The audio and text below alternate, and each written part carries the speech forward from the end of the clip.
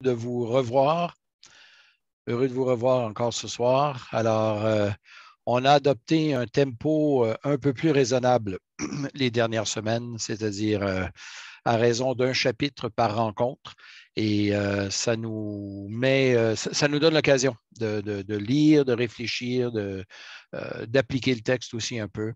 Alors, ce soir, je vous propose la lecture et le commentaire du chapitre 5 qui en fait est une suite de notre dernière rencontre. On avait vu lors de cette rencontre que vraiment les chapitres 4 et 5 formaient une unité avec d'abord le cadre de cette vision, la vision de la salle du trône où Jean finalement est amené dans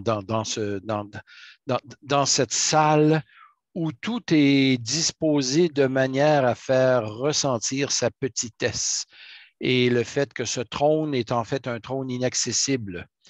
Non seulement celui qui s'y assoit, eh bien, il y a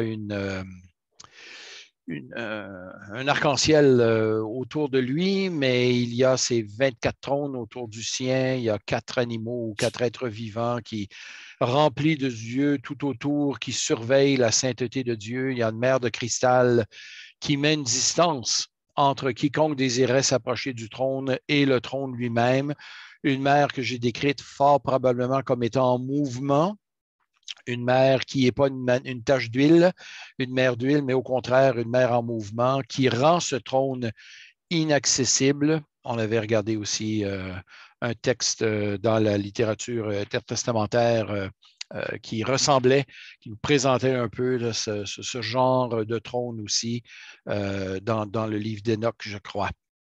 Alors, la vision de Jean se poursuit donc au chapitre 5 et nous allons lire le texte. Je sais que vous avez probablement déjà lu le texte, mais nous allons le relire histoire de se remettre en selle pour voir quels sont les éléments les plus pertinents. Alors, je lis dans la version seconde, nouvelle version révisée 1978, donc la Bible à la colombe, 5e édition. On lit le texte qui suit, Apocalypse 5, verset 1. Puis, je vis dans la main droite de celui qui était assis sur le trône un livre, écrit en dehors et en dedans, ou en dedans et en dehors, scellé de 7 sceaux. Et je vis un ange puissant qui proclamait d'une voix forte, qui est digne d'ouvrir le livre, d'en rompre les sceaux, mais nul dans le ciel, ni sur la terre, ni sous la terre, ne pouvait ouvrir le livre, ni même le regarder. Et je pleurai beaucoup, parce que nul ne fut trouvé digne d'ouvrir le livre, ni de le regarder.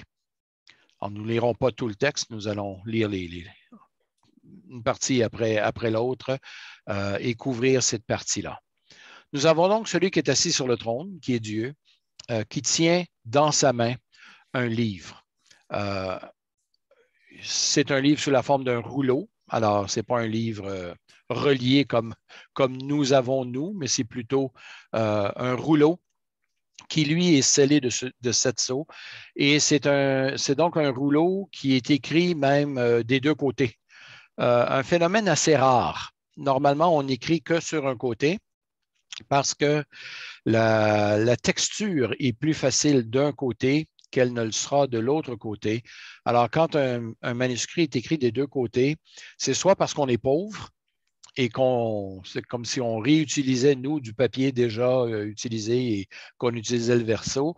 Alors, soit parce qu'on était pauvre et qu'on n'avait pas les moyens de se procurer un manuscrit, papyrus ou un manuscrit comme tel neuf, soit parce que l'autre raison possible, c'est parce qu'on veut tout inclure sur un même document.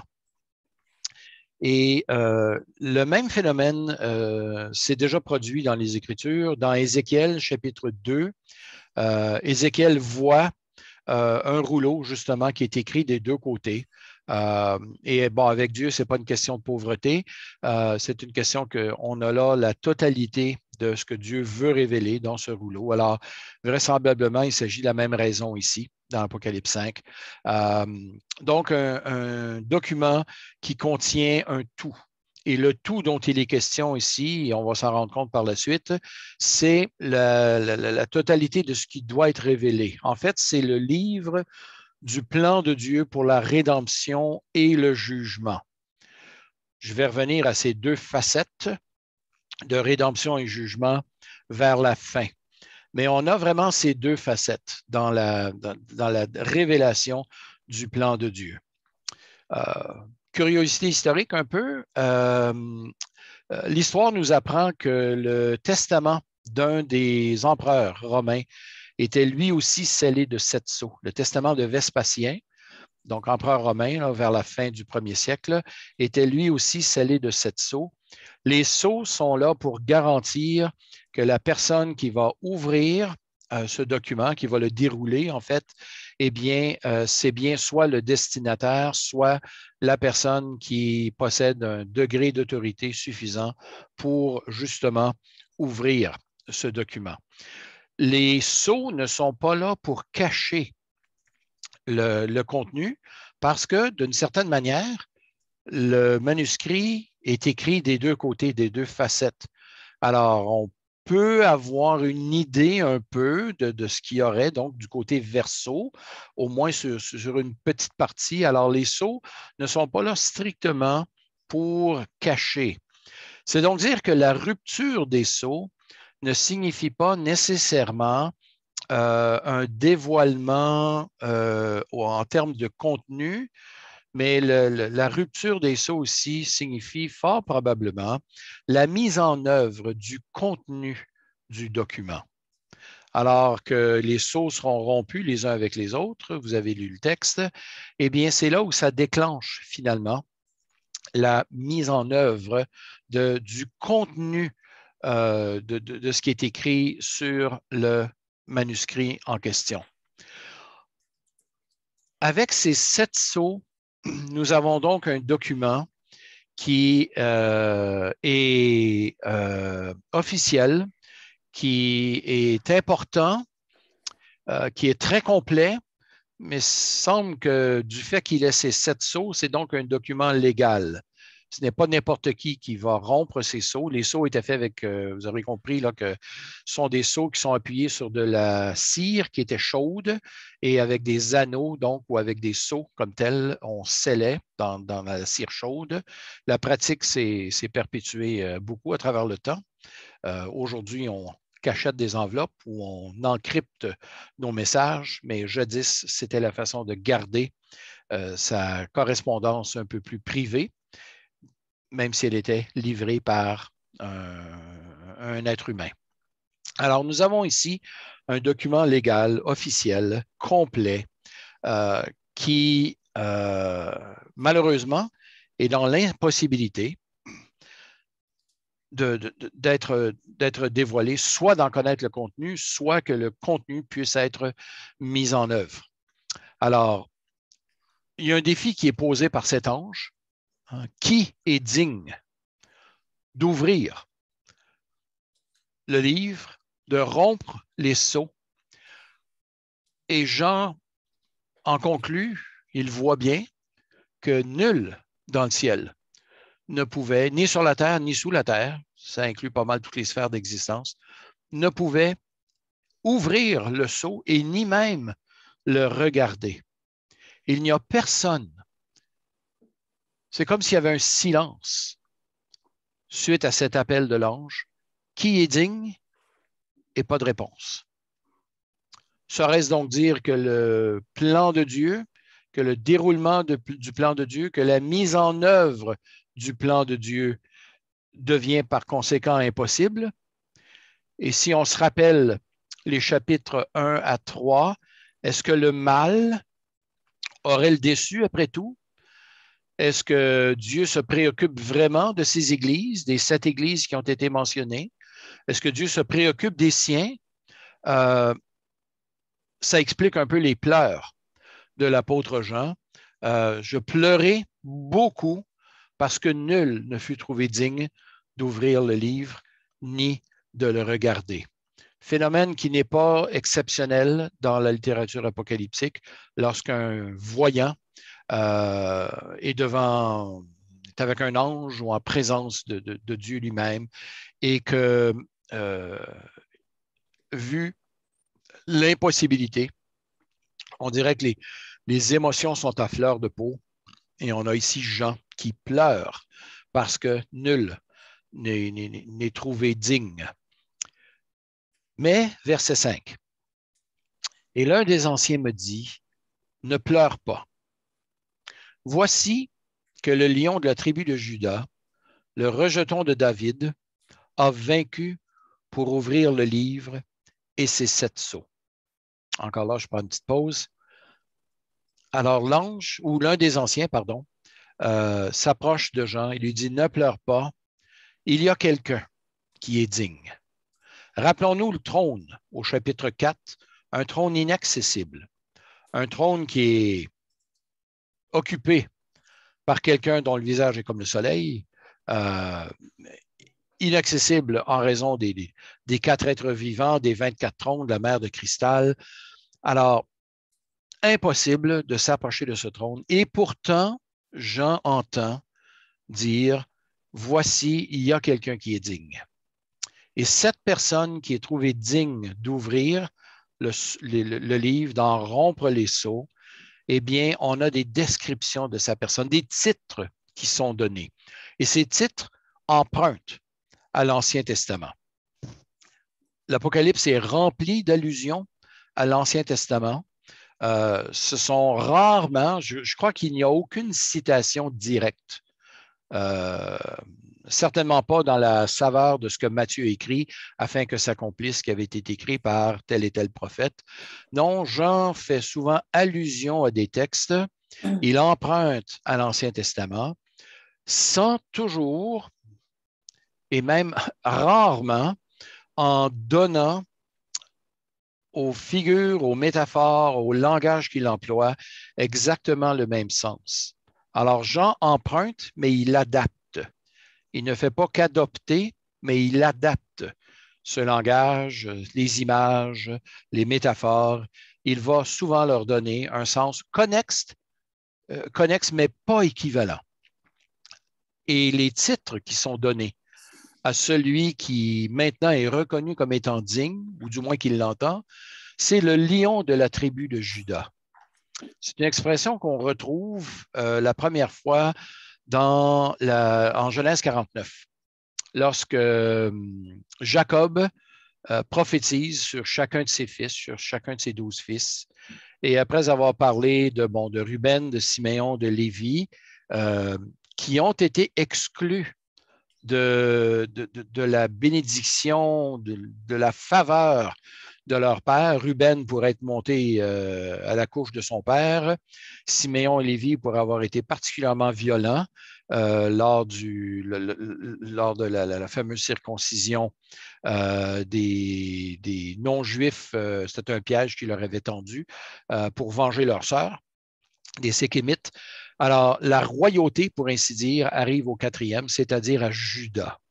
Alors, le lion de la tribu de Juda, à qui il est promis la royauté, en fait, ça vient d'Ésaïe 49. Que Juda est comme un lion, l'expression qui est employée. Il y a un lion, habituellement, c'est une bête féroce, c'est quelqu'un de dangereux. Ce lion recevra le sceptre. Alors, il y a une image de royauté là, qui est attachée à la tribu de Juda dans l'Ancien Testament. Et d'ailleurs, avec le temps, on va voir que s'il y a eu un premier roi qui est venu de la tribu de Benjamin, il y a eu David par la suite. Et Jésus sera dit aussi fils de David par excellence. Alors, le lion de la tribu de Juda fait écho à ces paroles de Jérémie 49, de Genèse 49 et d'autres allusions aussi à l'Ancien Testament. Mais il y a aussi une autre expression qui est employée, le rejeton de David. Alors, toujours dans la foulée de la tribu de Juda, vient plus tard, beaucoup plus tard dans l'histoire, maintenant le rejeton de David. Cette expression tire sa source de Ésaïe, chapitre 11, verset 1 et verset 10, où il est dit que justement la royauté davidique qui sera détruite, coupée, comme un arbre suite à l'invasion assyrienne.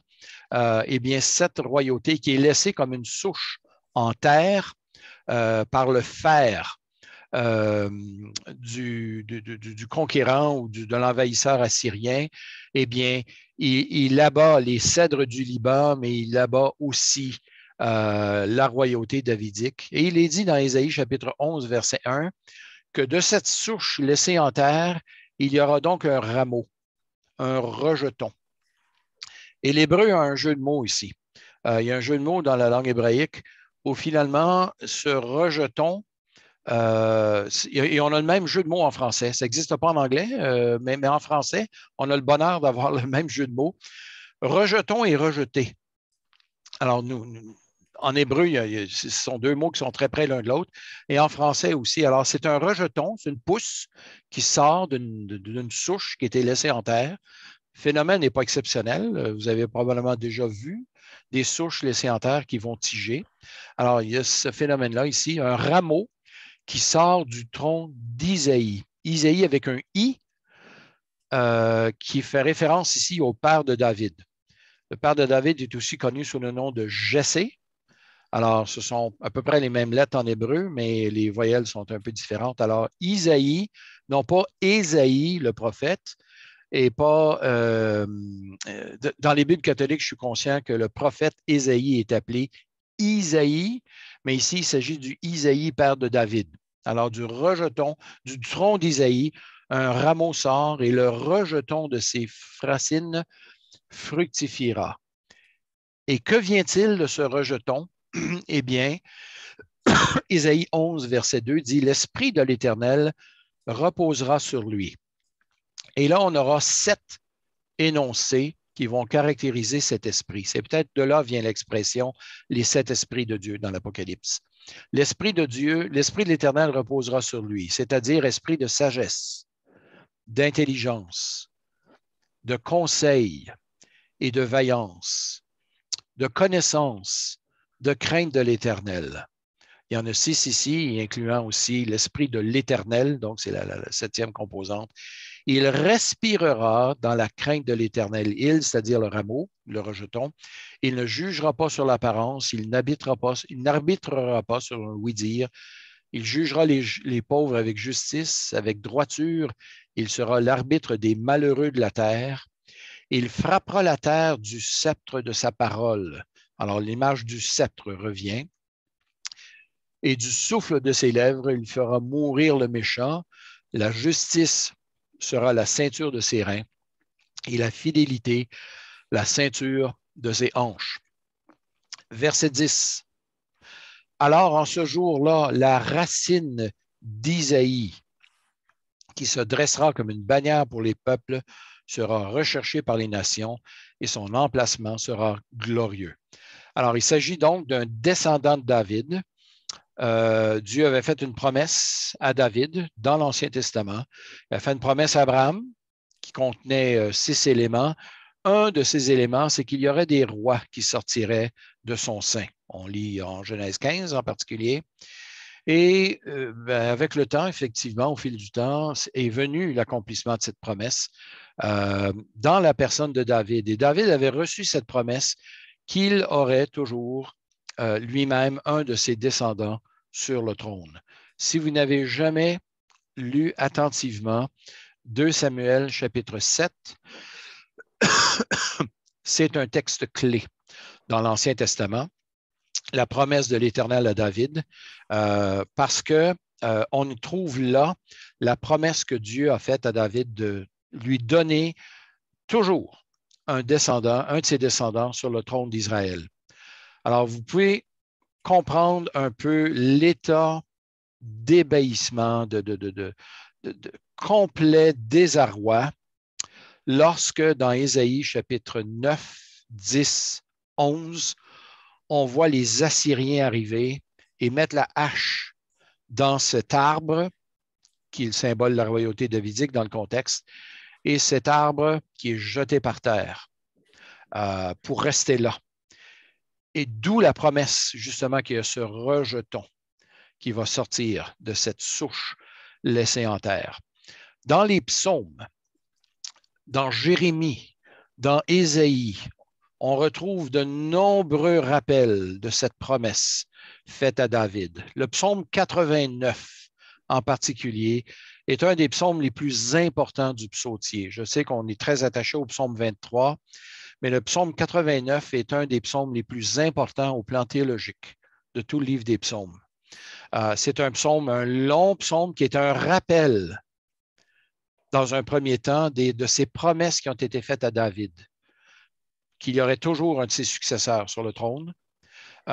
Et le psaume, donc, prend beaucoup de temps pour nous rappeler cette promesse. Et arrivé à peu près aux 2/3, 3/4 du psaume, on lit « Et pourtant, Seigneur, tu as permis à ce que l'impie vienne et détruise le temple, détruise la royauté. » Alors, c'est la stupéfaction en Israël. Le psaume 89 se termine sur un ton de désarroi et de complète désorientation.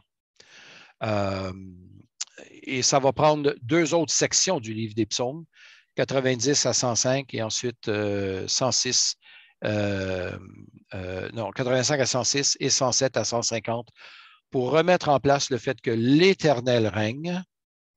Ça, c'est dans les psaumes 90 à 106. Et que l'Éternel va régner par, encore une fois, un fils de David dans le 5e livre des psaumes. Si vous n'êtes pas trop familier avec cette division du livre des psaumes, elle apparaît déjà dans la Bible Colombe. Vous avez des notes en bas de page qui expliquent un peu là, cette division du psautier en cinq grandes parties. Le point important que je veux mettre devant vous ici, c'est l'importance de cette promesse qui avait été faite à David, qui est reprise dans Jérémie chapitre 23, verset 5, qui est reprise dans Isaïe 55, verset 3, qui est reprise en multiples endroits dans l'Ancien Testament. C'est dire l'importance de David et du fils de David. Et de façon non surprenante, Jésus est appelé dans les évangiles à quelques reprises le fils de David. Alors, ici, il est appelé le rejeton de David, et c'est un rejeton qui a vaincu justement pour ouvrir le livre et ses 7 sceaux. Sa victoire n'est pas dans le fait d'ouvrir les sceaux, c'est une victoire qui a déjà été acquise. Cette bataille a déjà été gagnée. Mais il a vaincu justement dans le but d'ouvrir le livre et ses 7 sceaux. Et la victoire de ce fils de David, de ce lion de la tribu de Juda, va prendre toute une connotation qui nous paraît contradictoire.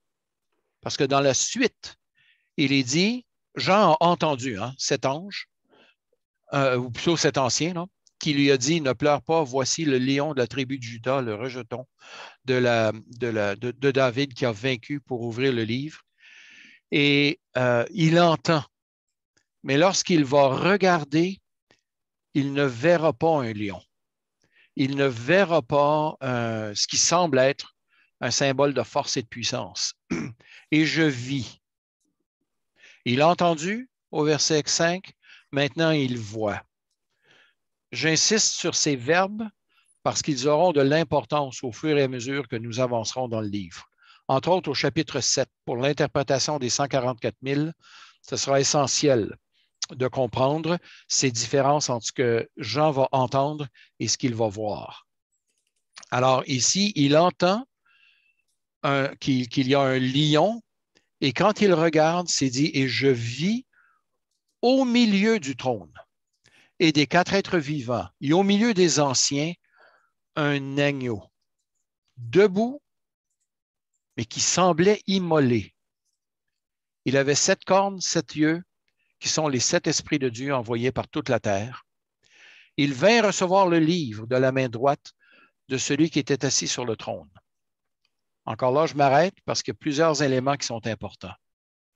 Jean entend qu'il s'agit d'un lion, mais lorsqu'il regarde, il voit un agneau. On appelle ça le phénomène des métaphores mixtes, c'est-à-dire qu'on a une partie d'une métaphore qui nous est donnée, une idée, une image, et et on pense voir un lion, mais ensuite, ce lion nous est décrit comme étant un agneau.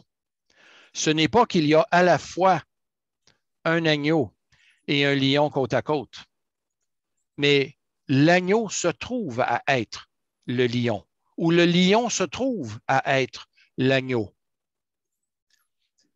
Si on faisait une dissertation, qu'on écrivait ceci, soit à l'école primaire, soit à l'école secondaire, il y a fort à parier que le professeur nous rendrait notre copie en disant « mélange de métaphores à reprendre, s'il vous plaît ». Mais dans la littérature apocalyptique, c'est fréquent que l'on trouve ces images un peu opposées entre elles. Et ici, l'opposition vient du fait qu'on parle d'un lion qui normalement symbolise la force, la terreur, et un agneau qui, à moins qu'il soit particulièrement cornu, un agneau n'a pas la réputation d'être très menaçant.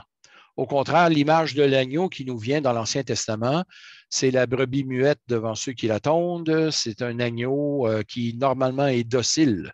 L'agneau est souvent représenté ou un représentant de soit un animal qu'on sacrifie, soit un animal qui est faible.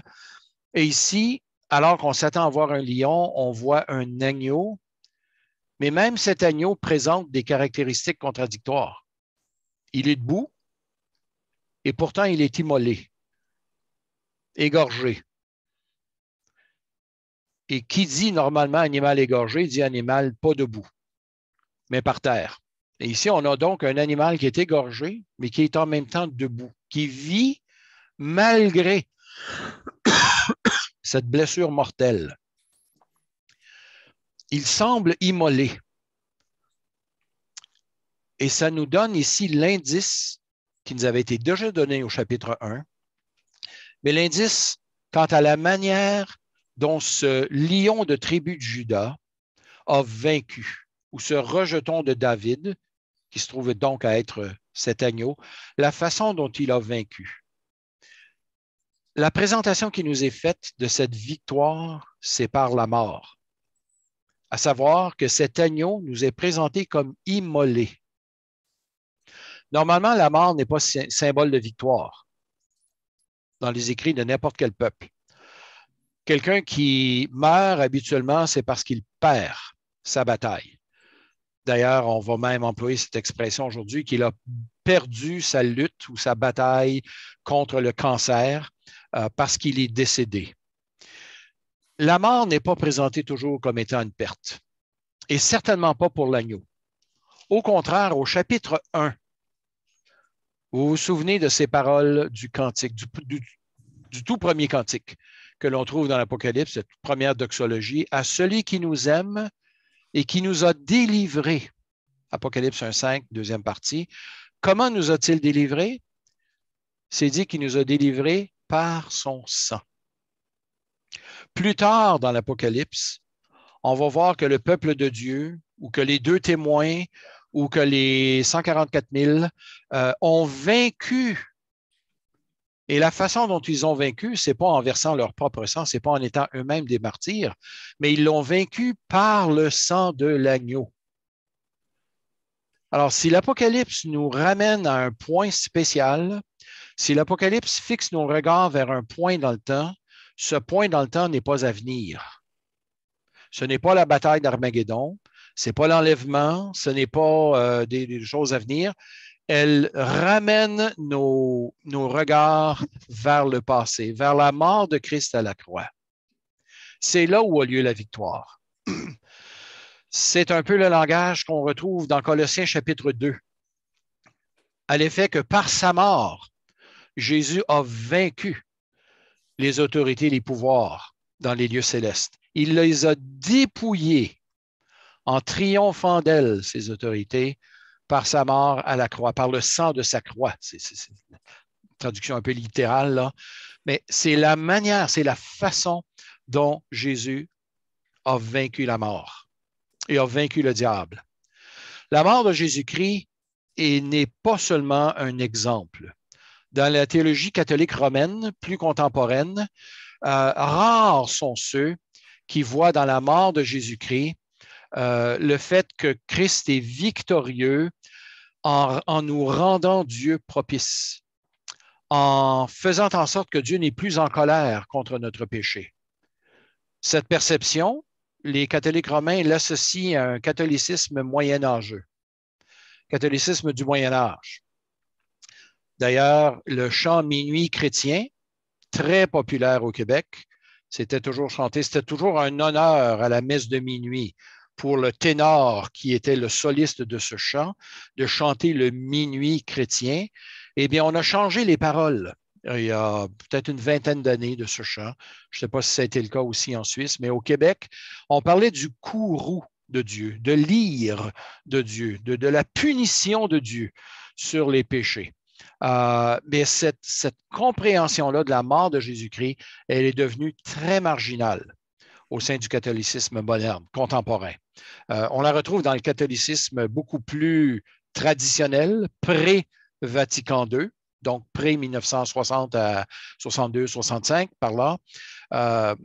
Mais aujourd'hui, il n'y a pas beaucoup de place pour une mort propitiatoire de Jésus-Christ, c'est-à-dire une mort qui a été donnée en notre lieu et place afin que la colère de Dieu ne soit plus sur nous.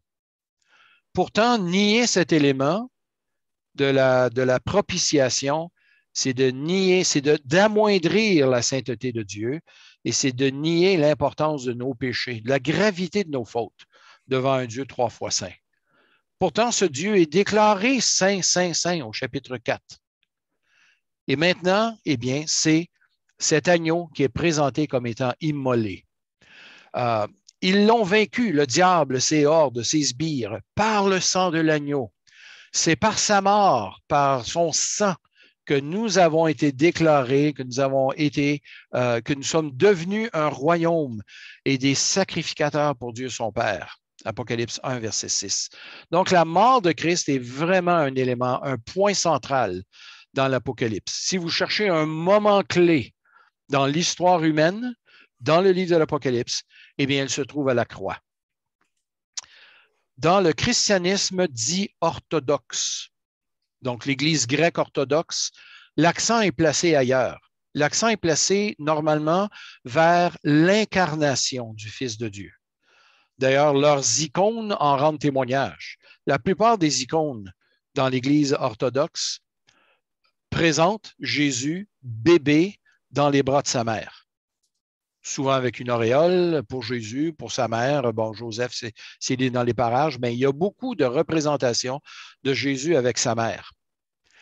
Montrant par là, dans la multitude de ces icônes, que l'Église orthodoxe est d'abord orientée vers une théologie de l'incarnation. C'est parce que Dieu est devenu être humain que c'est là le moment clé de l'histoire. Dans le christianisme occidental, nos icônes, si je peux dire, nos images les plus régulières, ce n'est pas Jésus dans les bras de sa mère. Il y en a un peu, mais c'est surtout quoi? C'est surtout la mort de Christ. C'est le Christ en croix qui est présenté. Et sans nous encourager à avoir des crucifix dans nos églises, ce que je ne fais pas. Je suis moi-même grandi dans le catholicisme où il y en avait partout de ces crucifix. Il y avait Jésus dans les bras de sa mère aussi, là, mais il y avait partout de ces crucifix. Et ça se transforme en idole, c'est pas long. Néanmoins, ça nous montre que le point de mire du christianisme, de la foi chrétienne, c'est vraiment la mort de Jésus-Christ et non pas son incarnation. Évidemment, l'un ne va pas sans l'autre, tout comme la vie parfaite de Jésus-Christ est nécessaire à son sacrifice parfait, mais on a cette insistance vers la mort de Jésus-Christ et qui est reflétée ici, entre autres, par le fait que Jésus est présenté comme un agneau immolé. Il a 7 cornes, 7 yeux. Donc, les cornes sont symboles de puissance. Les yeux sont symboles souvent de connaissance. Alors, ce qu'on a devant nous, c'est encore une combinaison de métaphores, c'est-à-dire qu'on a un agneau qui possède toute puissance, mais aussi toute souffrance. Il connaît tout, mais il a été immolé. Maintenant, plus surprenant encore, et c'est pour ça que je tente de prendre soin de revenir au chapitre 4, c'est que cet agneau se trouve non pas à côté de Jean, mais il se trouve où, selon le verset 6, au milieu du trône.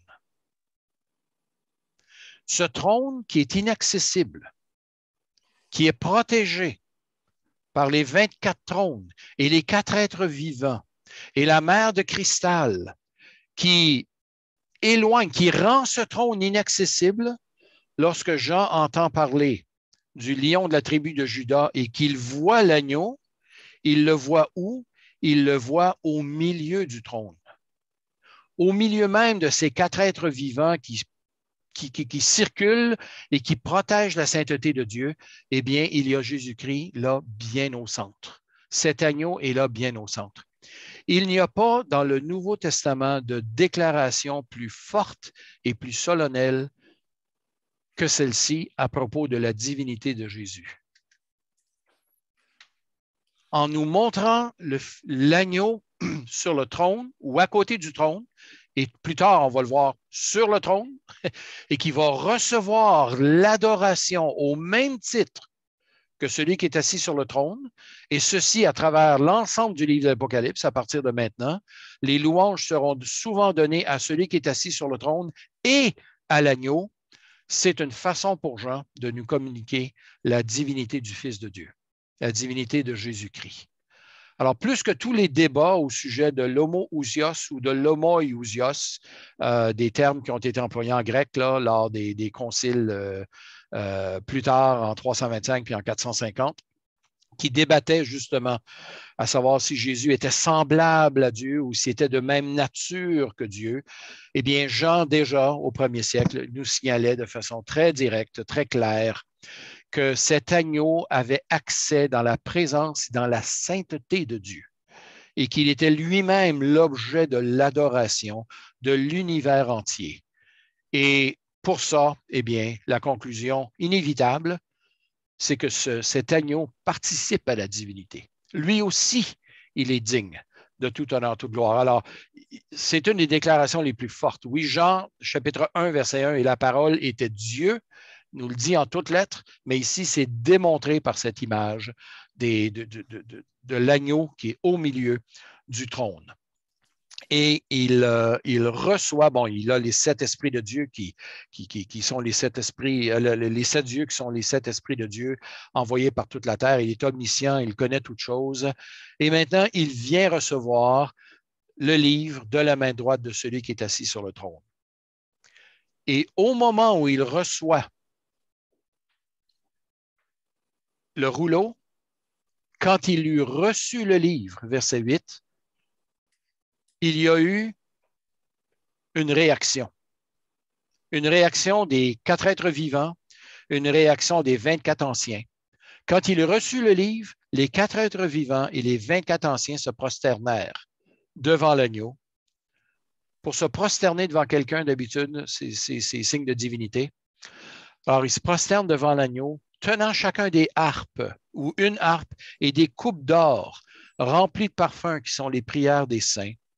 Les anges ne sont jamais représentés comme des êtres que l'on prie directement, mais ils sont présentés dans l'Apocalypse comme des gens qui prient devant Dieu les prières des saints. Alors, ce n'est pas eux qui sont les objets de la prière, mais ils les amènent, de façon métaphorique, de parler des prières qui sont amenées. Et ils chantaient, tout ce beau monde, chantait un cantique nouveau en disant, tu, c'est-à-dire toi l'agneau, tu es digne de recevoir le livre et d'en ouvrir les sceaux, car, on a donc la raison pour laquelle il en est digne, car tu as été immolé et tu as racheté pour Dieu par ton sang, on a encore la mention du sang ici et la mention du rachat, donc Christ est rédempteur, eh bien, il t'a racheté des hommes de toute tribu, de toute langue, de tout peuple et de toute nation.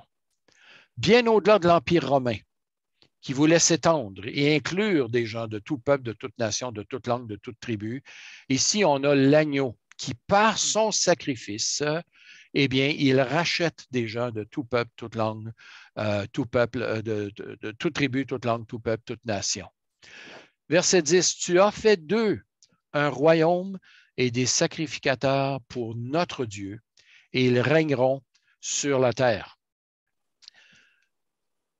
Intéressant de noter au verset 10, tu as fait d'eux un royaume et des sacrificateurs dans le contexte du sang qu'il a versé pour eux.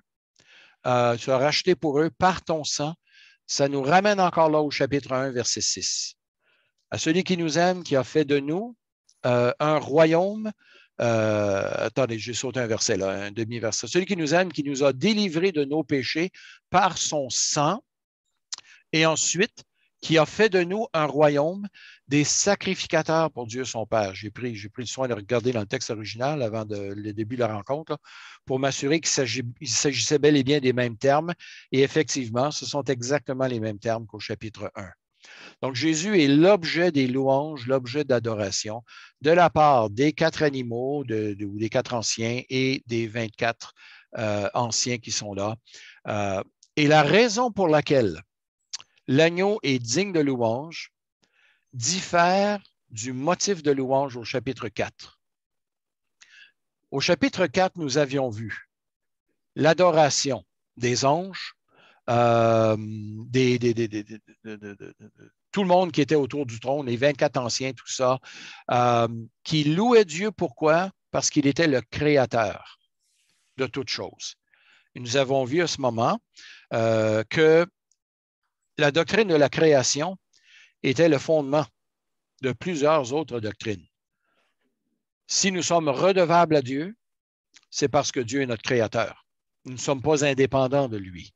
Si Dieu peut nous juger en raison de nos péchés, c'est parce qu'il est notre créateur et qu'il est tout en son pouvoir et en son autorité d'établir les règles. Donc, c'est du fait que Dieu est créateur d'abord et avant tout que nous lui sommes redevables. Lorsque j'annonce l'Évangile aux gens, habituellement, je reviens à cette doctrine de la création. Je ne la tiens pas pour acquise dans la pensée des gens parce que je veux placer ce cadre de pensée, cette perspective biblique au départ, que si on parle de péché, si on parle d'être redevable à Dieu, c'est d'abord et avant tout parce que Dieu est notre créateur. Nous ne nous sommes pas faits tout seuls. Nous ne sommes pas faits nous-mêmes et donc nous sommes redevables à notre Créateur. C'est lui qui établit les règles. Il me semble d'avoir dit il y a 2 semaines, il n'y a qu'un seul Dieu et la place est déjà prise. Et ce n'est pas nous qui l'occupons. C'est Dieu le Père qui occupe cette place. Donc, parce que Dieu est le Créateur, il est digne de toute louange, de toute gloire. Mais ici, au chapitre 5, il y a un nouveau motif de louange qui est donné cette fois-ci au Fils ou à l'agneau, à savoir que ce n'est plus comme créateur qu'il est adoré, qu'il reçoit les louanges, mais parce qu'il est le Rédempteur. Tu as racheté par ton sang des hommes de toute tribu, toute langue, toute nation, tout peuple. Rachat, rédemption, ce sont 2 termes synonymes. Un rédempteur, c'est un racheteur. Pour nous donner une petite image de ça, j'ai un frère, mon frère le plus vieux. Chaque fois que je parle de rédempteur, je pense à lui parce que lui et son épouse étaient propriétaires d'un chien. Mais ma belle-sœur est devenue assez malade et ça a duré pendant des années. Mais prendre soin du chien pour elle, c'était devenu trop. Alors, mon frère, la tristesse dans l'âme, a pris le chien et est allé le reconduire dans une société, la Société protectrice canadienne des animaux. Il a dû payer les gens là-bas pour nourrir son chien le temps qu'il soit revendu à quelqu'un d'autre. Alors, il arrive là-bas, on ne lui donne aucun sou pour son chien, on ne lui donne aucun franc, c'est lui-même qui doit payer. Alors, il paye pour peut-être les 5 prochains jours dans l'espoir que son chien soit revendu. Après quelques jours, ma belle-sœur s'ennuie de son chien. Et elle se rend compte, en fait, qu'elle aimerait bien le revoir. Alors, mon frère retourne à l'endroit où il avait laissé son chien et paye de nouveau le plein prix pour revoir sa bête. Alors, je lui ai dit, Claude, tu es un rédempteur. C'est-à-dire que tu es allé racheter ce qui t'appartenait déjà. Alors, le rachat que Christ a fait à la croix était un peu dans ce sens-là. On appartenait déjà à Dieu, mais nous nous sommes vendus à l'ennemi de Dieu par nos péchés. Et Christ est allé payer cette dette. Maintenant, cette dette, il ne l'a pas payée au diable, comme pensaient certains théologiens du Moyen Âge. Il l'a payée à Dieu son Père. C'est Dieu qui avait été euh, atteint par notre péché, par notre faute. Alors, Christ a payé de son sang, de sa vie, pour nous racheter, nous ramener vers Dieu son Père, alors que c'est nous qui nous sommes vendus à quelqu'un d'autre. Alors, les anciens, les quatre animaux ou quatre êtres vivants louent Dieu et ils donnent cette adoration à celui qui est assis sur le trône et à l'agneau. Verset 11. Je regardais, alors encore là, je regardais et j'entendis. Alors là, on a la même, on a une convergence là. Je regardais et j'entendis la voix de beaucoup d'anges autour du trône, des êtres vivants et des anciens.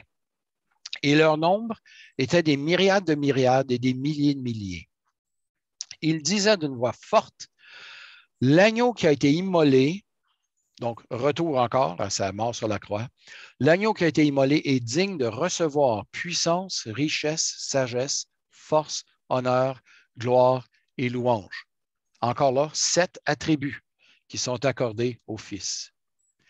Et là, dans une extension de cercle concentrique, on a, à partir du verset 13 maintenant, un agrandissement, un élargissement de tous ceux qui vont se joindre à cette chorale de louanges. Toutes les créatures dans le ciel, sur la terre, sous la terre et sur la mer, et tout ce qui s'y trouve, je les entendis qui disaient à celui qui est assis sur le trône, chapitre 4, et à l'agneau, chapitre 5, la louange, l'honneur, la gloire, le pouvoir au siècle des siècles. Et les 4 êtres vivants disaient Amen, et les anciens se prosternèrent et adorèrent. On a à la fin du chapitre 5, en fait, une série de cercles concentriques qui s'éloignent du trône lui-même. Il y a les 24, il y a d'abord les 4 êtres vivants, il y a ensuite les 24 anciens, ensuite il y a les myriades de myriades d'anges, auxquels se joignent enfin au verset 13 l'univers tout entier, qui rend gloire et honneur à celui qui est assis sur le trône et à l'agneau. Donc, on a l'univers entier.